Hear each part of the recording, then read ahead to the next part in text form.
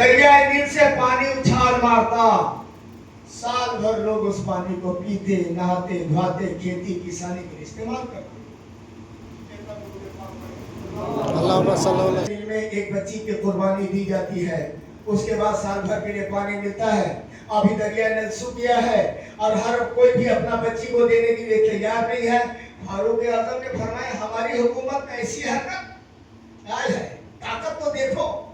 फारूक आजम की ताकत नहीं है, फारूक आजम ने जिसके दस्ते नबूवत पे हाथ रखा है, उस नबूवत की ताकत है, उस नबूवत की ताकत है।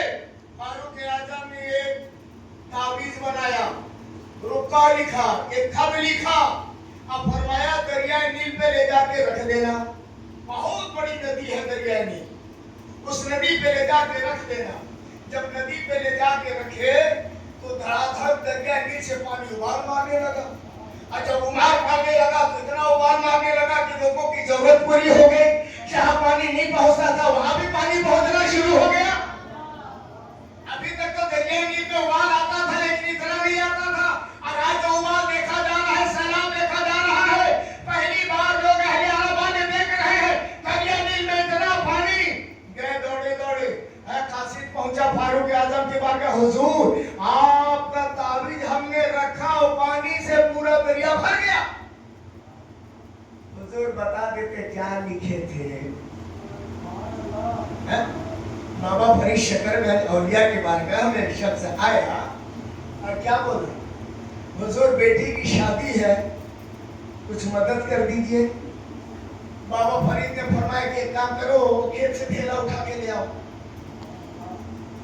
इतना बड़ा बड़ा, उसको पता नहीं था क्या होगा, नहीं तो इतना बड़ा बड़ा लेके आता हूँ,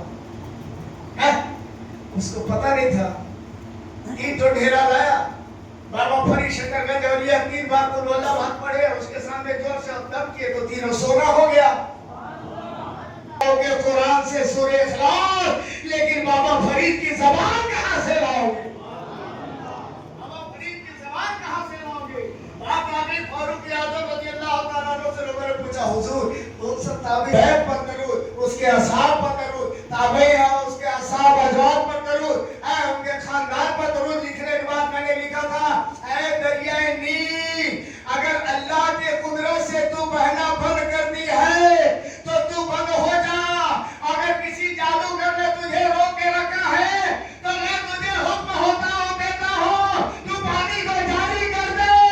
तो ये मेरा हुक्म नहीं, ये अल्लाह का करम है कि जादूगर रोक के रखा था। अल्लाह के करम से जब बिस्मिल्लाह लिखा हुआ खत पहुंचा, उसकी बरकत से पानी जारी हो गया। अल्लाह ताला ने की ये शान करामात, ये जलवा था इसका, हजरत फारूक आजम रज़ियल्लाहु ताला अन्हु का। अब बताइए, दूर दराज से आने वाला आता है, फारूक आजम को तलाशता है कि फारूक आजम कहाँ होंगे। जाहिर सी बात है, कोई विधायक कोई मंत्री का घर खोजेगा आदमी, आप कहोगे पेड़ के नीचे सोए हैं, यकीन करेगा? वक्त का बादशाह अमीरुल मोमिनीन फारूक आजम, लोगों ने पूछा कि फारूक आजम कहाँ मिलेंगे, बड़े अदब से नाम है। लोग बताते हो सकता है कोई पेड़ के नीचे सोए होंगे। अल्लाहु अकबर, बड़ा हैरान हुए, गए फारूक आजम की बारगाह में। एक मुसलमान का ईमान, एक मुसलमान का अकीदा ये होना चाहिए कि जिंदगी भी अल्लाह के दस्ते कुदरत में है, हमारी मौत भी अल्लाह के दस्ते कुदरत में है। जिंदगी भी बचा नहीं सकता है, और अल्लाह हमें बचा लिया तो हमें कोई मार नहीं सकता है। बुलंद आवाज से दुरूद पाक पढ़े, अल्लाहुम्मा सल्ली अला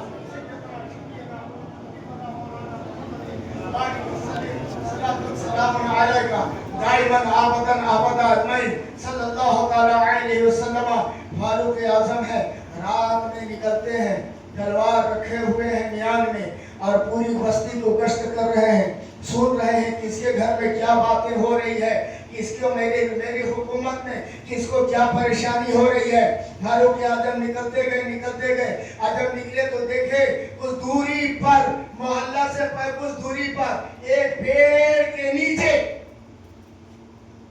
एक शख्स आज जला कर बैठा है। फारूक, मेरी बीवी हामिला है, हामिला का कदम उठा हुआ है। आए है वाह फारूक आजम, जिसकी अदालत का फैसला